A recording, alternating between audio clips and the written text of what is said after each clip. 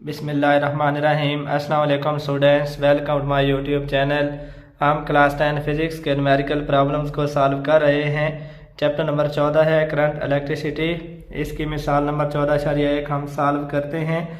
अगर एक तार में 0.5 कूलम चार्ज 10 सेकंड में गुजरता है तो तार में कितना करंट बहता है। एक तार है जिसमें से 0.5 कूलम चार्ज 10 सेकंड में गुजर रहा है तो तार में कितना करंट होगा, ये हमने मालूम करना है। तो हमें जो डाटा गिवन है वो चार्ज है Q जो कि 0.5 कूलम है,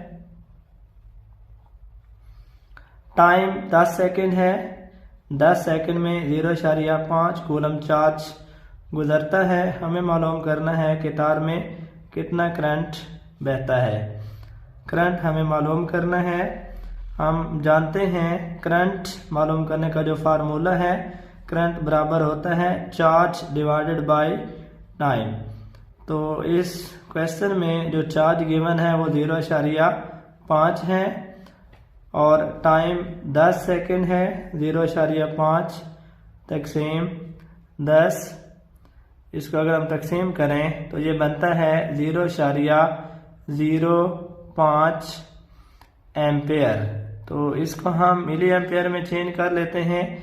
मिली एम्पेयर में चेंज करने के लिए हम 0.05 को 10 की ताकत 3 से मल्टीप्लाई कर लेते हैं और 10 की ताकत -3 से भी मल्टीप्लाई कर लेते हैं और साथ ये एम्पेयर आ जाएगा।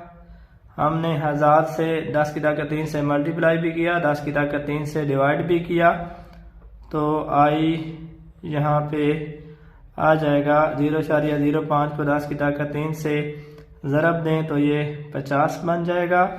10 की ताकत -3 मिली होता है एम्पेयर। तो जो इस तार के अंदर करंट होगा वो 50 मिली एम्पेयर होगा। अगर हम एम्पेयर में वैल्यू बताएं तो वो 0.05 एम्पेयर होगी और मिली एम्पेयर में मालूम करें तो वो 50 मिली एम्पेयर होगा। मिसाल नंबर 14.2 है। हीटिंग एलिमेंट के साथ लगाए गए वोल्ट मीटर की रीडिंग 60 वोल्ट है।